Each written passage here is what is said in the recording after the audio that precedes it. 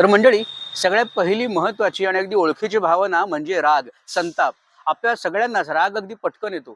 मग काय त्याने असं केलं म्हणून असं झालं, परिस्थिती नव्हती म्हणून असं झालं, तो तसं बोलला म्हणून मला राग आला, अशा विविध कारणांनी पण का होईना राग आपल्याला येत असतो. पण मंडळी, आपल्याला म्हणतात ना आपल्या संस्कृतीमध्ये, राग केला, संताप केला तरी त्रास तुम्हालाच. हे तात्विक वाक्य नाहीये मंडळी.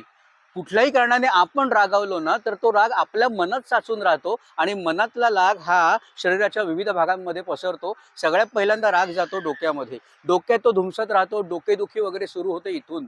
जर अतीव राग आला तर तो जबड्यांमध्ये राहतो. आपले जबडे हे कडक होतात. आपल्याला दातदुखीचा प्रॉब्लेम हा नंतर जाऊन होऊ शकतो. त्यानंतर रागाचं अगदी हक्काचं वसतिस्थान म्हणजे आपले खांदे. आपले खांदे दुखत असतील तर त्यातलं एक कारण हे नक्की समजावं की आपण कुठला तरी राग अगदी व्यवस्थित पालन पोषण करून आपल्या शरीरात ठेवून दिलेला आहे. आणि जर राग अगदी पराकुटीचा असेल आणि अगदी धडधडत असेल, धगधगत असेल आणि तो शरीरात मनात अनेक वर्ष जर साचून राहिला असेल, तर तो राग जातो आपल्या लोअर बॅकमध्ये, आपल्या पाठीच्या खालच्या भागात. आणि हे दुखणं हे आपल्याला लगेच कधीही समोर येत नाही. आपण बघितलं असेल, पाठीच्या खालच्या भागाची दुखणी ही कायमच आयुष्याच्या उत्तरार्धात येतात. कारण साचून साचून साचून या रागासारखी भावना साचून मग तिचं आविष्करण होण्यास बराच काळ जातो. परंतु लोअर बॅकचं दुखणं हे बऱ्याच अंशी आपल्या रागाशी कारणीभूत असतं. पुढच्या व्हिडिओमध्ये पुढच्या भावनेविषयी जाणून घेऊया. Stay tuned.